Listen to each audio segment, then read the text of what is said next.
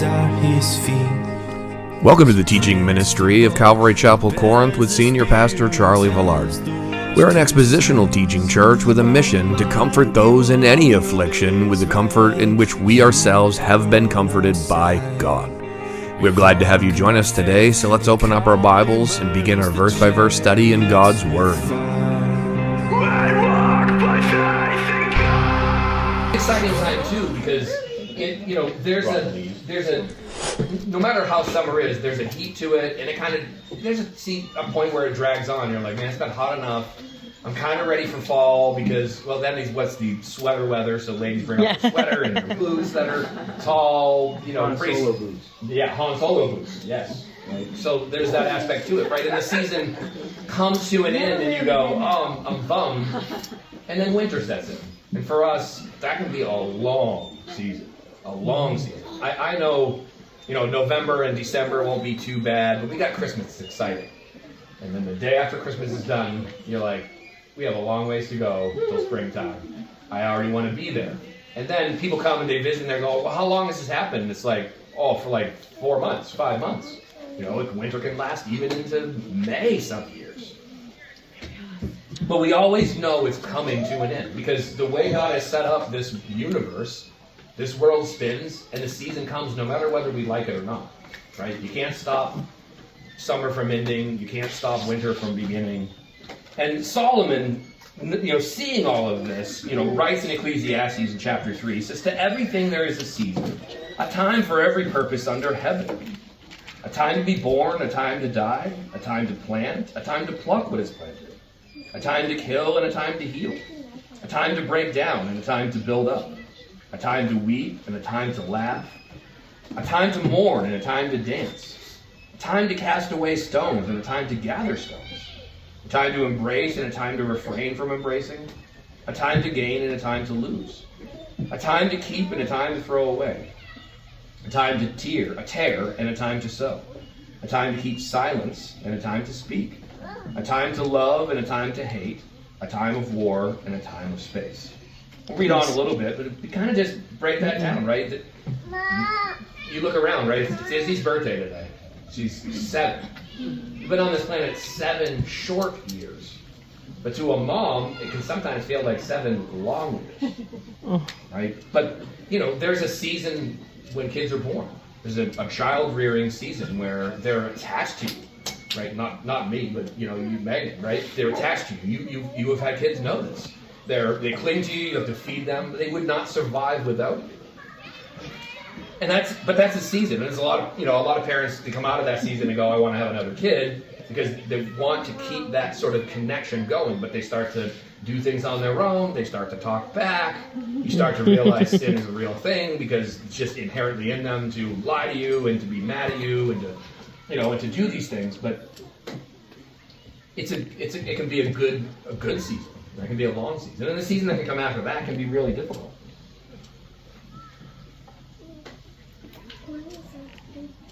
To the season of being born, there's a time for us all to go.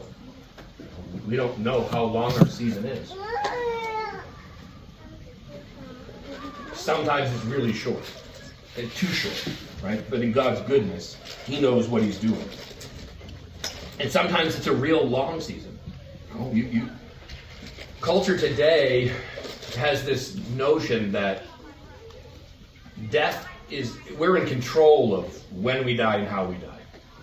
And in the world standard with no God, it is in their hands. That's how they see it. But it's not, right? Every one of us has an appointment on a calendar that we can't see, that God looks at and goes, that's when that person's coming home to me. We can make it shorter, right? Suicide is a reality to make it shorter. Diabetes, heart disease, high cholesterol, high blood pressure, all ways to make it shorter. That we can control to some extent, right? Cancer. Sometimes you think you can control it and other times you think you can't. And how bad it is, what the season is, how long of a season it is dying. I hope for me and for everyone that our season of dying is short. I hope that we are able to do the things that we want to do, and see the people we want to, grow up, watch our kids do things. But I don't want to die in a long, hard season of battle. Now that I said that, it's probably what God will do. Which is why I have referenced many times getting eaten by a shark. We'll end it immediately. It'll be a cool, manly way to go. And we were just having this conversation on Thursday night. Sheena told me, B, you're not here. B doesn't want to swim in water. She wouldn't swim out here and wouldn't go on the boat ride because she's afraid there's sharks in the lake. And I'm like, that's insane. There are no sharks in any lake. And today, an article for New Zealand or Australia, there was a juvenile great white found in a lake. So they put it there. Yeah, No. no, it swam there apparently. It's Followed the there's salmon. things that attribute to that, and it's sort of a natural thing. Like if you go to the Penobscot River, you can catch salmon in there because the water's partly salty from the ocean. Probably something like that too, but now I have to go, well, sorry, B hell, I guess froze over because there was a shark in the water and it was a great white of all things. Me, I'm excited to go and look, if I get eaten by a shark, it's super cool, it's manly. You won't hear me scream because I'll be underwater, no one will know, and I'll die. It'll be awesome. I'll go to heaven super fast. As the opposite of Pastor Ken always says, I don't want to die of butt cancer and go to heaven butt first and have it be this long drawn out thing. I want to go in a manly way. But the fact is that we all have to deal with the reality and prepare for it in some way, right? Preparation for seasons is crucial. We have to prepare for a birth. You have to get things. You have to, you have a bag ready. You do Lamaze. You do all the things you can to prepare for what will happen, but you don't really know how that season will go. It could be a quick birth. It could. Megan, how long was your longest? A long time. Do you remember how long? Yeah, Izzy was like 9 or 10 hours. How long was yours? It's not really fair. 45 minutes. Oh, it's okay. No, this is perfect. really not fair. This is perfect. This is what we're getting at, right? You have an 8-hour of pain and hardship going, man, this is brutal. When is this going to end? I don't know. And then Megan's like, oh, I didn't even know it was done. I just went home and it was good. I understood the assignment, okay? So what you're saying is you prepared better than Megan. I have prepared her for failure, unfortunately, because she came after Azalea expecting, she'll come wake me up all calmly and say, let's go to the hospital, and have her 42 minutes later. And Yeah, no, it's, in the season of God, in these seasons, they all take preparation, right? And we have to be prepared. Our hearts have to be prepared. We have to mentally be prepared. But that said, all the preparation that we do, we don't know what we're facing. We do that, and we also trust in God that no matter what comes our way, He's going to give us what we need in that season. A time to plant, a time to pluck up what is planted. I think of you guys all the time when I hear that, right? Because you guys prep in the spring, right? I mean, you're probably preparing all year to an extent. Because even if you're prepping to plant, and if you guys haven't been out to Country Junction, please go buy all kinds of stuff from them. They make spectacular cucumbers. That's the only thing I think I've had. And I just eat them just plain, nothing on them. Right?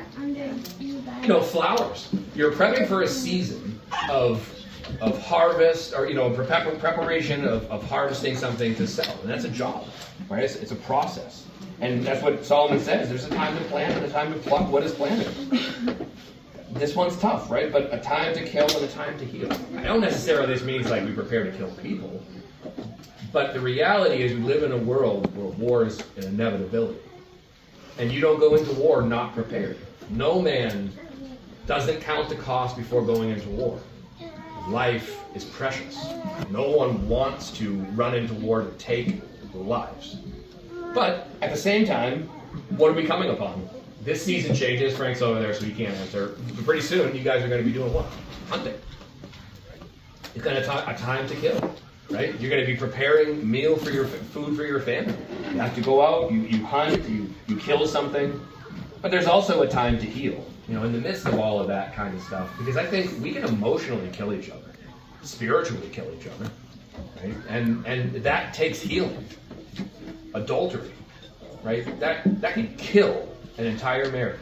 It rips the bond that God has put together and God has made.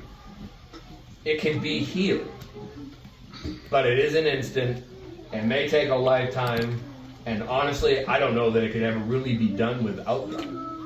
Because I don't know how you can heal your own heart from someone else has done something, right? It's God who has to come in and do that. A time to break down, a time to build up. Seasonally, we're going to start breaking down yard stuff, putting stuff away. There's a season where we need to be broken down. All of us, we all know Christ. We all lived the season where God had to break us down. Mine took 32 years, right, to finally get broken to the point where God went, here I am, I'm real, and you are in need of something. And then I go, oh man, I am. And what a waste of a life that I have done. I have wasted so much time. Now, I can look at it and go, hey, look, that's what God needed, that's what God used. But I still have responsibility. I could have went a lot faster if I had just relented, bowed my heart before God and said, you know what, I'm wrong, you're right. Please fix me. And then, what does God do after that? He spends the rest of our lives building us. And sometimes, even in that, we have seasons of tearing down. The 2 Corinthians 10 says that our weapons of warfare are not carnal, not worldly, but mighty of God. That's the point of our logo, the armor, Ephesians. But it says that they're done in a way to break down strongholds. Things that we've hung on to in our lives, right? It's a hurt that happens. We build up a little wall around it. Somebody else hurts. You build up a bigger wall and a bigger wall. And pretty soon you got a giant, massive stronghold castle in your heart that you will never let anybody through. And the problem is it holds you back from your relationship with Christ, back from your relationship with your church, back from your relationship with in your marriage, your kids, whatever it might be. And God will have seasons where he'll break you down. And you'll go, you know what? I've been walking with the Lord. He's been doing so much. And I don't know what he's doing, but it feels like he's abandoned me and left me just to get ripped apart. The enemy's attacking left and right. In Job, what do we see? He says to God, God says, look at Job. Look at my man Job. He's going to worship me no matter what happens. And he uses the things that the devil has done to bring Job to a place of worshiping God, even in the midst of all of the loss. I'm not saying that'd be easy to do, and it was not. Right? I mean, if you read the book of Job, it's not easy. But there'll be a time to break down, and God will build us back up. A time to weep and a time to laugh. Pretty self-explanatory, right? A time to mourn and a time to dance. I won't be dancing because I really, fun fact, love Michael Jackson. Okay. I don't love all the rumors or anything that guy might have done, but Michael Jackson is the king of pop. That guy came with that moonwalk and changed the face of dancing forever. So I always wanted to, be able to dance like Michael Jackson. And if Michael Jackson plays at like a wedding or like an event or like we're somewhere and Michael Jackson plays and people are dancing, I go dance, even though I can't dance.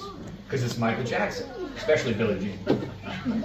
So we got this Michael Jackson dancing game on the Xbox years ago. And what it does is it teaches you how to do it, and it records you, doing it, and it scores you. So, you're going along, you're doing it. I was like, man, I'm doing awesome. In the middle of the song, it shows you a video of what you look like. I turned it off, put it away, never played it again. I thought that was way cooler than it actually looked. That was terrible. It was not like Michael Jackson. It is very hard to moonwalk, and it's not like you think it is when you actually start to watch it. I watch YouTube videos. I still haven't. Okay, I tried it twice in my office by myself. There you go. A time to cast away stones and a time to gather stones.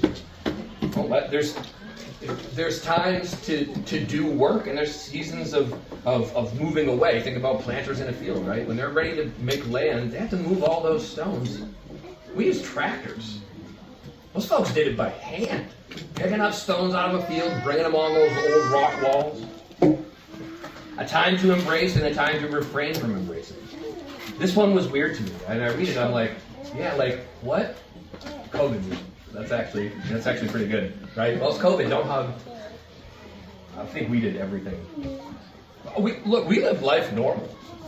I work remote a lot. Being a recluse is not really that big deal for me. I'm a total introvert. So it was like, hey, this is great. And we were still going to church because Orrington, we were doing church no matter what happened. So for me, life didn't really change much. But yeah, that's, when you're sick, your kid's sick, you're like, hey, or they've been out running around and they stink to high heaven and they come in and like, Mom, hug. You're like, whoa, no, I'm not hugging you. I love you. Go take a bath first.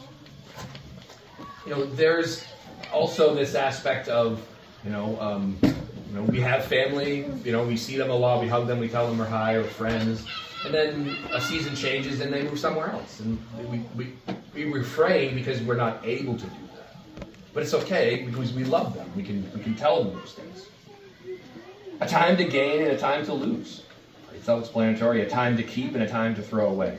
I bet most of us spend more time in the keep and not in the throw away. It's like we go through stuff in the house and I'm like, what? Why do we keep that? I keep boxes for a super long time. Like, buy a computer and I keep the box for like a year. Because you never know if you're going to have to ship it somewhere or send it somewhere. So I'll keep boxes for a long time and then go through and throw them away. We probably should throw away a lot more stuff. A time to tear and a time to sow. A time to keep silent, a time to speak. This is often difficult, right? My job is, so to speak, is not funny, but is to speak. There's a time where I shouldn't, right? There's a time that if I only ever interact with you and I only talk, it's not. I mean, I could exhort you with the word and do whatever, but eventually I'd be like, hey, you didn't hear me. I didn't even say anything, right? If you come for counsel, it's time for you to listen. It's time for us all to listen. Husbands, Peter says, love your wives and live with her in an understanding way. In order for you to understand her, what are you going to have to do? Just listen to her, right? And not just listen to the words she says, because wives, I'm just going to generalize. I have no experience in this. Sometimes you say things that you don't mean, or it's not exactly what you were trying to say, but there's a principle in it that if what Peter is exhorting us on is to listen to their heart, right? What are they saying? I don't see you enough, or I want to be closer, or this bothers me, right? We have to really listen. We're, as guys, we just lay it all out there, so it's not hard for us. But it's the time to keep silent, listen to them. The other one is, I'm having trouble with a person at work, and they're doing this, and you go, oh, here's what you do. You go in there, you walk right up to them, you tell them this, and it'll be over. I didn't really need an answer to the problem. I was just hoping you'd hear me out, and like, hey, am I wrong? We've struggled with this one for years. I'm a problem solver. I literally get paid all day long at work to solve problems. So when she comes and she starts telling me something, I was like, you don't have to tell me the whole story at all. Here's what you're going to do. You're going to go in, go to the manager, tell them this, they're going to do that, and this is going to be all over with, and you're going to be fine. And she's just like, I didn't really need an answer to that, but okay, I just kind of wanted to, like, am I wrong? Are you understanding? Did I misunderstand? And if she says, did I misunderstand, that is a time to continue to keep silent. Do not correct her misunderstanding, even if it's there. It'll just get worse. To the men, guys, just keep silent. God told me when I got saved to shut up a lot, right? Don't talk, just listen. Be quiet. Be quiet. Don't say anything right now. Because all the things you say are just going to make it all worse. It's like, yeah, but I know, Lord. I know. If I say this, it's going to... Just be quiet. Right? Be quiet. Model your life after me. Don't speak so much. Listen. Right? So that when you speak, it's more impactful and more meaningful. A time to love and a time to hate. The world says there is no place for hate. They are absolutely 100% incorrect. You have children, anything that comes to harm your children, do you not hate that? There is a time to hate. Yes, we're not supposed to hate other people. We're supposed to hate sin. As believers, we hate sin and what it does, the ravaging that it does to lives and marriages and families. We don't hate people. And I can get caught up in it. I get frustrated with people, and it'll come off as I hate them. It's like, I just don't understand how you don't see this for what it is. My eyes have been opened, so it's different, right? But there is a time to hate. There is absolutely a time to love and a time to hate, and a time for war and a time of peace. Israel is at war. There's no two ways around it.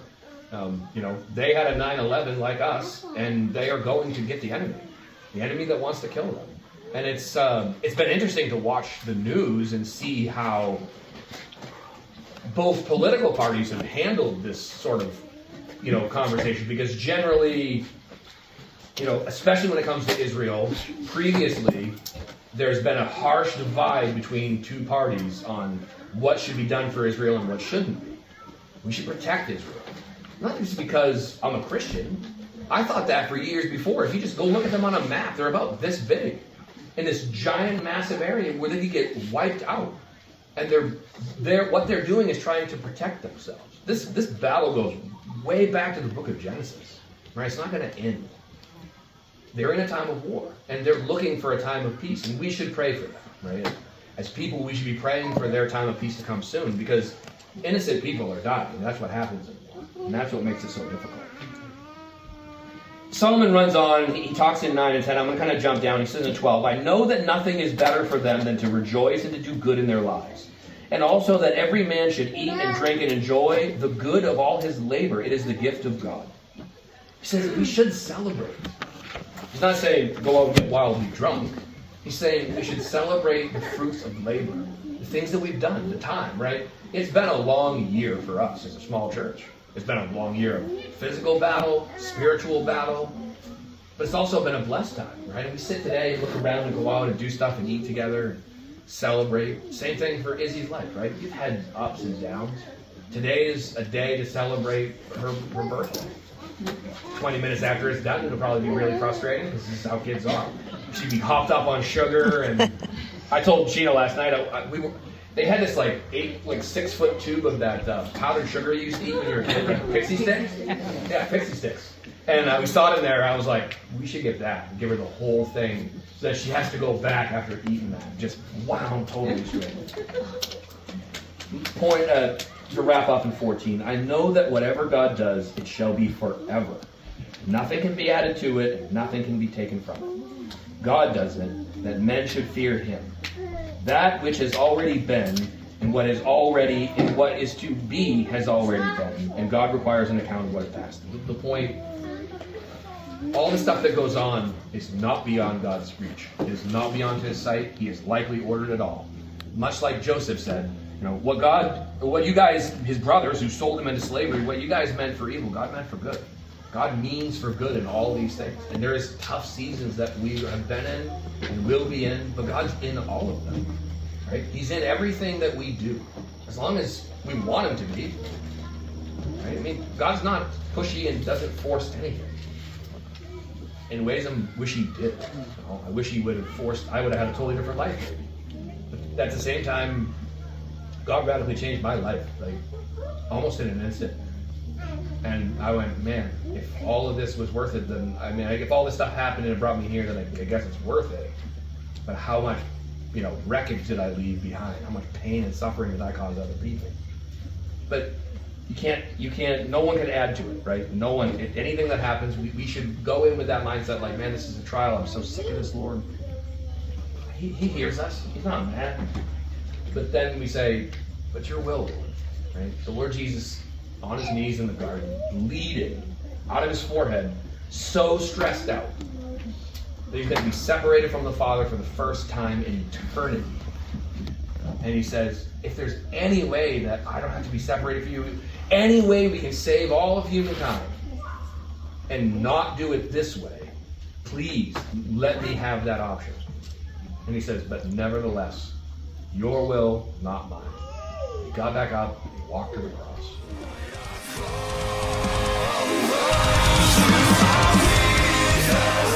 Thank you for joining us today. We pray that this teaching has been a blessing to you. If you have any questions or would like to request prayer, you can visit us online at www.cccorinth.org. If you're local, come join us for a service at 125 School Road in Charleston, Maine. We want to remind you that the weapons of our warfare are not carnal, but mighty in God. Remain armored up, and until next time, grace and peace.